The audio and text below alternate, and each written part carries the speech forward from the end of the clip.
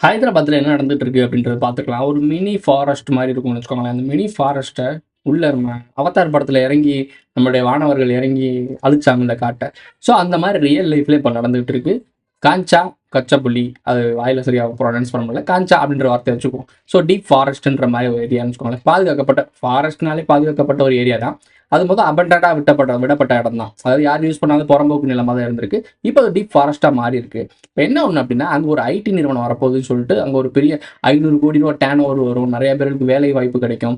So, இப்ப government எப்டின்னா, ஒரு ரூ. 500 கோடி வருது, உள்ள டர்ன் ஓவர் வருது அப்டின்னா, வெளிநாட்டு நிறுவனங்கள் தான் இப்ப கார்ப்பரேட்டா உள்ள இறங்க போறானுங்க. ஸோ, அப்ப அவனுங்கள்ட்ட ஒரு கமிஷன் அடிச்சிடலாம். உங்களுக்கு தெரியும் ஆக்சுவலா எல்லா பொலிட்டிஷியனும் தான் பண்றாங்க. நியாயமான பொலிட்டிஷியன் யாருமே இல்ல. இது எல்லாருக்குமே தெரிஞ்ச விஷயம் தான். சரி ஓகே. ரூ. 500 டர்ன் ஓவர் வருது அப்படின்னா, இதுல எப்படி ஒரு 50 கோடின்னு வச்சுக்கோங்களேன். எக்ஸாம்பிளுக்கு.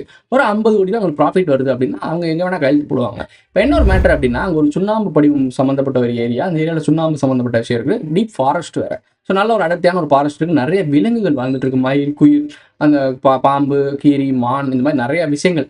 விலங்குகள் காட்டுக்குள்ள என்ன விலங்குகள்லாம் வாழுமோ, அந்த ஏரியாக்கு ஏத்த மாரி என்வைரன்மென்ட்க்கு ஏத்த மாரி வாழக்கூடிய உயிரினங்கள்லாம் வாழ்ந்துட்டு இருக்கு. நெறைய பேருக்கு வேலை வாய்ப்பு குடுத்த மாரி ஆயிரும். இங்கிட்டு பெட்டி வாங்குன மாரி இருக்கும். இங்கிட்டு மக்கள்ட்ட புகழ் பெற்ற மாரி இருக்கும். பரவால்ல நம்ம ஆட்சியில வந்து இத்தன பேருக்கு வேலை கிடைச்சிருக்கு. அப்படின்னு சொன்ன மாரி இருக்கும். எப்படி பார்த்தாலும் வெளிநாட்டுக்காரனுக்கு கீழ கூன கும்பிடு போடுற வேலை தான் ஐடி செக்டார் வேலை. சரி ஓகே. இதான் பேஸ் லைன். இந்த ஹைதராபாத்ல என்ன வரப்போகுது? என்ன எதுக்கு அந்த ஃபாரஸ்ட்ட அழிக்கிறாங்கன்றது தான் பேஸ் லைன். இத பத்தி தான் இன்னைக்கு வீடியோல பார்க்க போறோம். வாங்க வீடியோக்குள்ள போலாம்.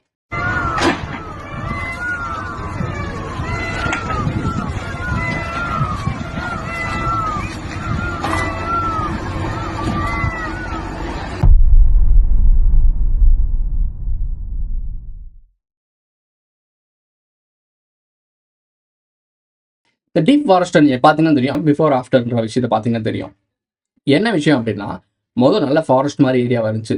ப்ரோ என்ன ப்ரோ ஹைதராபாத்த பத்தி பேசிக்கிட்டு இருக்க? இந்த மதன் கௌரி பேசியிருக்காப்ல ஒரு வீடியோவ. 4 நாள் முன்னாடி போட்டிருக்காப்லன்னு நெனைக்கிறேன்.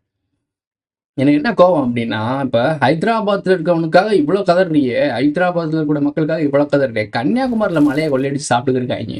சொந்த ஊரு தமிழ்நாடு. கன்னியாகுமரி நம்மளுடைய இந்தியாவுல முக்கியமான ஒரு பிளேஸ் தானே! கன்னியாகுமரி மலையெல்லாம் அள்ளி தின்டுட்டு இருக்காய்ங்க. எத்தனையோ ஆஃப்டர், பிஃபோர் வீடியோஸ்லாம் எத்தனையோ போட்டிருக்காய்ங்க.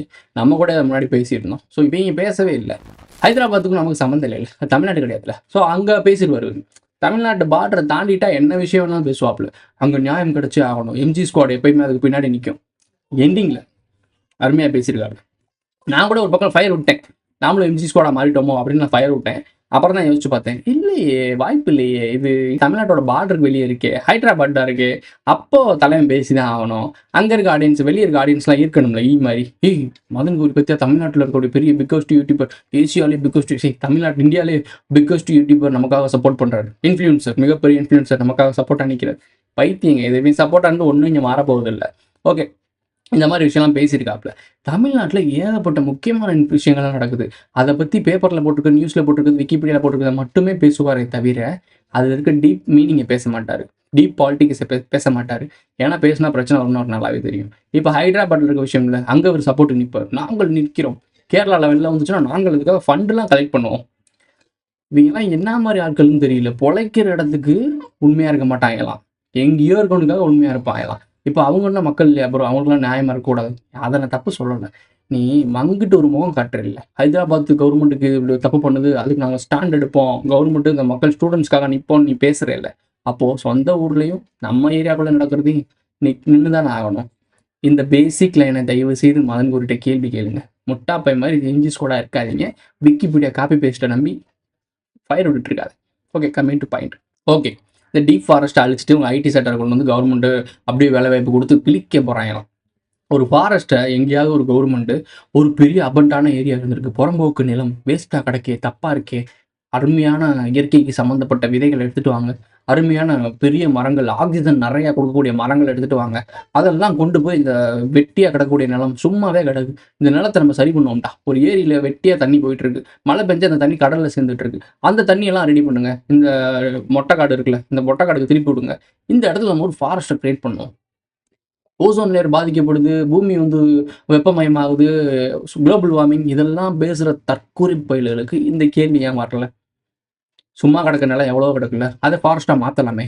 குளோபல் வார்மிங்க கம்மி பண்ணலாம்ல. எப்படின்னா, குளோபிங் வார்மிங் அதிகமாக வரதுக்கான காரணம் என்ன? மக்கள் மேலே பழி தூக்கி போட்டுறாங்க. இந்த கார் கம்பெனி, கார் ஃபேக்ட்ரிஸ்லாம் என்ன பண்ணுது? இயற்கை வளங்களை அழிச்சு கெமிக்கல் தானே கக்கிட்டு இருக்கு. இந்த கெமிக்கல் மூலமாக என்வரான்மெண்ட் பாதிக்கப்பட தானே செய்யுது. கடலில் போய் கிடக்கிறதுலாம் கெமிக்கலாக இருக்குது. இந்த கெமிக்கல் மூலமாக கடல் வாழ் சின்ன சின்ன உயிரினங்கள்லாம் செத்துக்கிட்டு இருக்கு. அதுதான் ஆக்சிஜனை நிறையா ப்ரொடியூஸ் பண்ணிட்டு இருக்கு. ஸோ அப்போ இவங்க நேராக எங்கே போகிறாங்க? குளோபல் வார்மிங்கை உருவாக்குறதே கார்ப்பரேட் தான். ஸோ அப்போ கார்ப்பரேட்டுக்கு தான் எவனும் கேள்வி கேட்க மாட்டாங்களாம். இங்கே மக்கள் வந்து தப்பு பண்ணுறீங்க. ஃப்ரிட்ஜ் திறந்து மூடுறீங்க, ஏசி போடுறீங்க, கார் யூஸ் பண்ணுறீங்க. இந்த காரை கண்டுபிடிக்கிறவன், காரை உருவாக்குறவன் யாரா அது? அது எப்படின்னா சந்தன மரம் வெட்டுவாங்கல்ல, சந்தன மரம் வெட்ட போறவனெல்லாம் தூக்கி வச்சு சுட்டு கொண்டுருவாங்க. அதை வெட்ட சொன்னவனையும் விட்டுருவாங்க, அதை வாங்கினவனையும் விட்டுருவாங்க, இந்த கடை போட்டான் பாருங்க அவனையும் விட்டுருவானுங்க. வெட்ட போன கூலி அதை போட்டு தருவாங்க. ஸோ அந்த மாதிரி. ஓகே, பாலிடிக்ஸில் போகலாம். இந்த விஷயம் என்ன அப்படின்னா, இப்படி ஒரு பாலிடிக்ஸ் வந்து நடக்குது, இந்த மாதிரி கார்பரேட் உள்ள வந்து வேலை வாய்ப்பு கொடுக்க போகுது அப்படின்னா, அவனுக்கு என்ன ஒரு லாபம்? அவன் நாட்டிலே வியாபாரம் பண்ண வேண்டியதானே. இங்கே இருக்கவங்க தான் குறைந்த விலையில் அடிமைகளாக வேலை செய்வானுங்க. புரியும்னு நினைக்கிறேன். வெளிநாடுகள்லாம் அவங்க பிக்னிக் போயிடுவானுங்க, 6 மாதம் ஒர்க் பண்ணுவானுங்க, 6 மாதம் கிளம்பிடுவானுங்க, ஓடுறாம இருந்து ஓடிடுவானுங்க. ஸோ இங்கே அப்படி கிடையாது. நிரந்தரமான அடிமைகள். சாட்டர்டே மட்டும் ஒரு பார்ட்டி வச்சா போதும், ஓசியில் சரக்கு வாங்கி கொடுத்தா போதும், இவங்க கிளப்பு ஃபன்னாக ஜாலியாக இருந்துட்டு போகிறாங்க. அப்பப்போ கோவா ட்ரிப் இந்த மாதிரி ட்ரிப்பு கூட்டி போனால் போதும், இவங்க நிரந்தர அடிமையாக இருப்பாங்கன்னு அவங்க நல்லாவே தெரியும். இங்கே தான் சிறந்த அடிமைகள் நிறையா இருக்கானுங்க. ஸோ அதுக்காக இங்கே வரையா. அதுவும் இல்லாமல் இன்டெலிஜென்ஸும் கூட. அறிவாளி கூட்டத்தை முட்டாளாக்கி ஆள்றதுன்றது வந்து ரொம்ப கஷ்டம். அது இங்கே நடக்கும். ஏன்னா இங்கே இருக்க பொலிட்டிஷியன் காலங்காலமாக அப்படி பழக்கி வச்சுட்டானுங்க.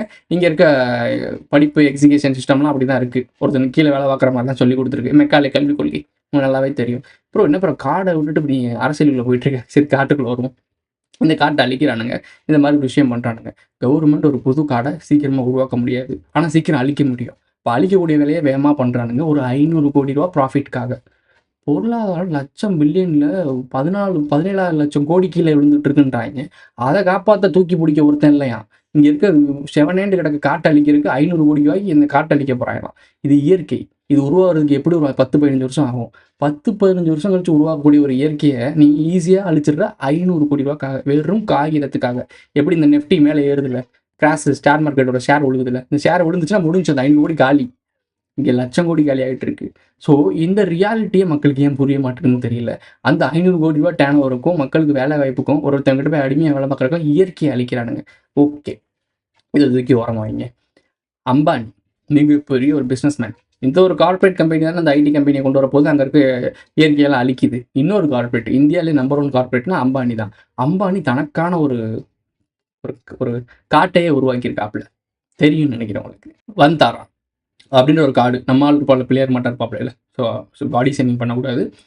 குபேர கூட்டம்னு சொன்னால் ஈஸியாக புரியும். குபேரன், அந்த லாஃபிங் புத்தா, அந்த வச்சிருப்பாங்கல்ல குபேரன் ஸ்டாச்சு இருக்கும்ல, ஸோ அந்த நம்பர்.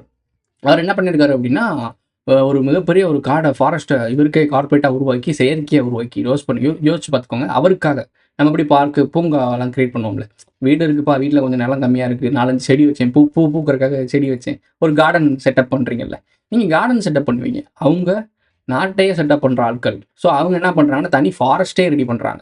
நான் எதுக்குங்க அங்கே அமேசானுக்கு போகணும், நான் எதுக்குங்க இந்த காட்டுக்கு டீப் ஃபாரஸ்ட்க்குலாம் போகணும், நானே ஒரு ஃபாரஸ்ட்டை கிரியேட் பண்ணி நானே ஒரு சரணாலயத்தை வச்சேன், நானே அங்கே என்ஜாய் பண்ணிட்டு போகிறேங்கன்னு சொல்லிட்டு உருவாக்குறாப்புல. ஓகே, நல்ல விஷயந்தான். அனாதையாக இருக்கக்கூடிய ஒரு சில விலங்குகள்லாம், அழியக்கூடிய விலங்குகள்லாம் பாதுகாத்து வைக்கக்கூடிய ஒரு விஷயத்தில் அக்செப்ட் பண்ணிக்கலாம். அந்த ஸ்ட்ரக்சரை நீங்கள் பார்த்தீங்கன்னா, அந்த கட்டமைப்பு இருக்குல்ல, அந்த கட்டமைப்பை பார்த்தீங்கன்னா ஜுராசிக் பார்க் படம் பார்த்துருப்பீங்கன்னு நினைக்கிறேன். ஜுராசிக் பார்க்குலாம் தூக்கி வளர்க்குறதுக்கு ஒரு பார்க், தீம் பார்க் கிரியேட் பண்ணுவானுங்களே. ஸோ அந்த மாதிரி அட்மாஸ்பியரில் கிரியேட் பண்ணியிருக்கானுங்க. ஜுராசிக் பார்க் எப்படி இருக்கும், ஒரு பார்க், தீம் பார்க், அந்த மாதிரி ஒரு தீம் பார்க் மாதிரி ஒரு காடை ஃபாரஸ்ட்டை ரெடி பண்ணி இந்த காட்ஸில்லா அதெல்லாம் வளர்ப்பாங்கல்ல, அந்த மாதிரி இவனுங்க பண்ணுறானுங்க ரியல் லைஃப்பில். ஸோ இதெல்லாம் அவங்களுக்கு ஒரு சில விஷயங்கள்லாம் புரியறது கொஞ்சம் கஷ்டம் தான். இதே இந்தியாவில் தான் நடந்துகிட்ருக்கு. நார்த் இந்தியாவில் ஒரு காடை உருவாக்கி ஒரு பெரிய பணக்காரர் தனக்கான சொந்த ஒரு கார்டனை உருவாக்குறாப்புல. காடு கிடையாது. இதே ஹைதராபாத், நார்த் இந்தியா கீழே இருக்க கொஞ்சம் தூரத்தில் ஹைதராபாத்தில் ஒரு சொந்தமாக இயற்கையாக வளர்ந்த ஒரு காடை அழித்து அங்கே ஒரு கார்பரேட் ஒரு ஐடி கம்பெனி உருவாக்குது. ரெண்டுமே இந்தியாவில் தான் நடந்துகிட்ருக்கு. அப்போது அந்த அம்பானி உருவாக்குனதுக்கு எல்லாரும் வாழ்த்து தெரிச்ச நீங்கள் இந்த ஒரு விஷயத்துக்கு நீங்கள் எதிர்ப்பு தெரிச்சு தானே ஆகணும். ரெண்டுமே கார்பரேட் தானே. ஒரு கார்பரேட் தனக்கு சொந்தமாக வேணும் அப்படின்னா தனக்காக வேணும் ஆர்கானிக்காக விஷயத்த உருவாக்குது. மக்களுக்கு செய்யணும் அப்படின்னா ப்ராஃபிட்டாக பார்க்குது. ஸோ அதே கார்பரேட் தான். கார்பரேட்னா எல்லாமே கார்பரேட் தான். பிஸ்னஸ்மேன் எல்லாருமே பிஸ்னஸ்மேன் தான். ஒரு பிஸ்னஸ்மேன் தனக்கு சொந்தம் வேணும், தான் பிள்ளைக்கு பார்க்கணும் அப்படின்னா ஆர்கானிக்கான சாப்பாடு தான் வேணும், ஆர்கானிக்கான காற்று வேணும்னு சொல்லிட்டு தனக்குன்னு ஒரு ஃபாரஸ்ட்டை கிரியேட் பண்ணுறான். ஆனால் இயற்கையாக இருக்கக்கூடிய காற்று எல்லா மக்களுக்கும் போய் சென்றடையக்கூடிய காற்றை அந்த இடத்த பார்த்தோன்னே, இந்த இடம் சரியான இடமா இருக்கே, நல்ல லேண்டா இருக்கே, பக்கத்துலேயே சிமெண்ட் கிமெண்ட்லாம் ஃபேக்டரி உருவாக்கலாம். ஸோ, அது இப்போ பெரிய ப்ராஃபிட்டான ஏரியாவா இருக்கு. அப்ப இந்த ஏரியால காடு இருக்கு. காடாவது, மயிராவது இறைஞ்சிட்டா நமக்கு என்ன? நமக்கு தான் தனி காடு வச்சிருக்கோம்ல. ஸோ, அப்ப அத மொத்தமா அழிச்சுட்டு நமக்கு ஒரு ப்ராஃபிட்டா மாத்திருவோம். ஒரு கார்ப்பரேட் நிறுவனத்த உள்ள இறக்கி, ஒரு பெரிய ஒரு ஐடி செக்டார உருவாக்கி, அது மூலியமா நெறைய அடிமைகள உருவாக்குவோம். நெறைய பேர்ட்ட நல்ல பேரும் எடுத்துட்டு போயிருவோம். வேலை வாய்ப்பு குடுத்தோம்னு சொல்லி. ஓகே. எல்லாமே ஓகே. கரெக்ட்டா இருக்கு. இந்த காடுகள்லாம் அழிக்கிறதுக்கான நோக்கம் என்ன? எப்படியும் ஒரு பெரிய பஞ்சாயத்த உருவாக்குவானுங்க. அப்போ சோறு தண்ணி இல்லாம போயிரும். கவர்மெண்ட் நமக்கு செய்யாது. எல்லாம் போர் போர்ன்னு ஓடிருவாங்க. ஆமாம் போர்ன்னு ஓடிக்கிட்டு இருப்பாய்ங்க. அப்போ மக்களுக்கு இப்ப நல்லா இருக்க நிலைமையிலேயே மக்கள் கஷ்டப்படுறது அவனுக்கு கண்டுக்கிறது இல்ல. இதுல நம்ம போர் ஒரு விஷயம் வந்துருச்சுன்னா சரி அரசியல்வாதில எங்க இருப்பாய்ங்கன்னு கண்டுபிடிக்க முடியாது. ஸோ அந்த மாரி போயிருவானுங்க. யாரையும் போய் நம்ம கேள்வி கேட்க முடியாது. எல்லாம் கண்ணோட திரிவாய்ங்க. ஸோ யார்ட்டயும் கேள்வி கேட்க முடியாது. சோறு தண்ணி இல்லாம ஏதாச்சும் ஒரு காடோ, இல்ல ஒரு ஒரு குறிப்பிட்ட இடங்கள்ல இருக்கக்கூடிய காய்கறிகளோ, பழங்கள் எடுத்து சாப்பிட்டு தான் வாழ்ற மாரி இருக்கும். அப்படி கூட ஒரு கூட்டம் சஸ்டெயின் ஆயிறக்கூடாதுன்ற ஃபியூச்சர் பிளான். அதுக்கு காடு மாரிலாம் ஏரியா எங்க இருக்கோ அங்க ஐடி செக்டார் உருவாக்கு. நீங்க யோசிச்சிடக்கூடாதுல்ல. சின்னோண்டு காடு இருக்கு. இத அழிச்சு பார்த்தீங்கன்னா, கார்ப்பரேட் நிறுவனம் வந்து தன்னுடைய அதிகாரத்த நிலைநாட்டுறதுக்காக, தன்னோட ப்ராஃபிட்டுக்காக அந்த காட்ட அழிக்குது. இப்படிதான் நீ பேசிக்கிட்டு இருப்ப.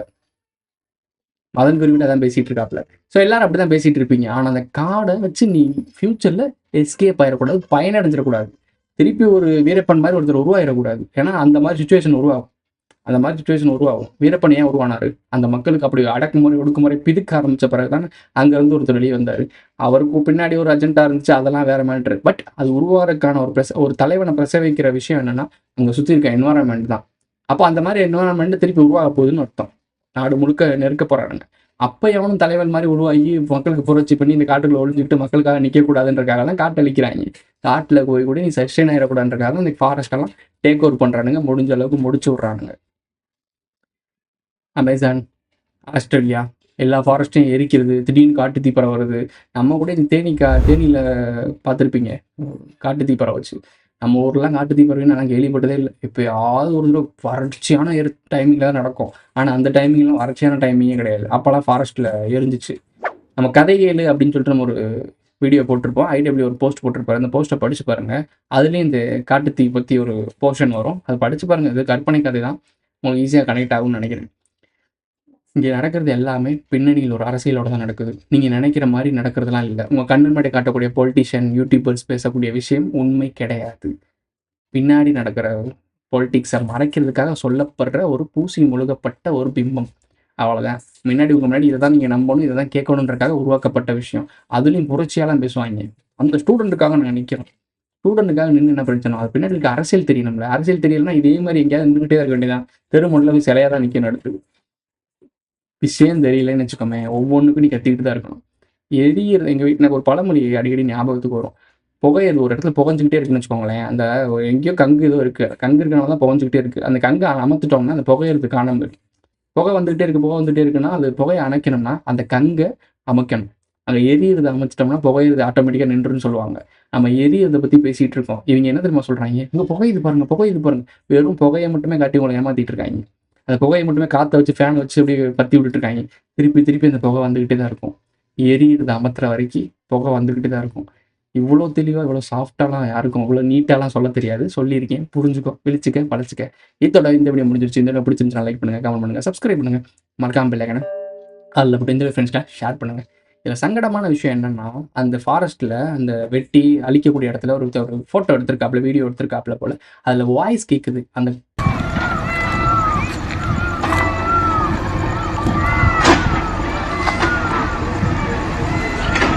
இது நியூஸ்ல வந்தது. ஆக்சுவலா அங்க இருக்கக்கூடிய அந்த காட்டுக்குள்ள இருக்கக்கூடிய விலங்குகள்லாம் கத்தி அலறி ஓடுது பார்த்தீங்களா? அந்த வாய்ஸ் கேட்குது. குழந்தை அந்த கத்துதுங்க அது. ஒரு நாட்டையே ஒருத்தன் போர்ல அழிக்கும்போது மக்கள்லாம் எப்படி அலறி ஓடுவாங்களோ, அந்த மாரி விலங்குகள் அலறி ஓடிட்டு இருக்கு. இந்த ஒப்பாரி சவுண்ட் கேட்டுட்டு எப்புட்றா நீங்கலாம் நிம்மதியா தூங்குறீங்க தின்டுபுட்டு அந்த ரூ. 500,00,00,000 செத்த பயலுடா. அந்த ஒரு முதலமைச்சர் அந்த முதலமைச்சர் ஒருத்தர் சொல்றாங்க. அவர் தனியா ஒரு மலையவே கொடைஞ்சு ஒரு பெரிய ரெசார்ட் கட்டியிருக்காரு. ரூ. 500,00,00,000. இது ரூ. 500,00,00,000க்கு என்வைரன்மென்ட்க்காக காட்ட அழிக்கிறாய்ங்க. அவர் ஆல்ரெடி மலைய அழிச்சு தான் வீடே கட்டியிருக்காப்ல. தேடு தேடு. உள்ள நல்லா தேடிப்பாரு விஷயம் தெரியும். விழிச்சுக்க மக்களே! இல்லன்னா அவ்வளோதான் உன்னையும் புதைச்சுருவாய்ங்க. புதைக்கிற கூட இங்க இடம் இருக்குமான்னு தெரியல. எல்லாத்தையும் எரிச்சு சாம்பல் ஆக்கிட்டு வாங்கி போயிருவாய்ங்க. சிம்பிளான விஷயம். அந்த விலங்குகள் கத்துறத பார்க்கும்போது, நாளைக்கு நமக்கு இதான்டா நெலம. வாயில்லா ஜீவன் கத்தம்போது உதவாத மனிதனுக்கு என்னைக்குமே இறைவன் கூட உதவ மாட்டான். இதான் ரியாலிட்டி. புரிஞ்சுக்கோ. அடுத்த வீடியோல சந்திக்கலாம்.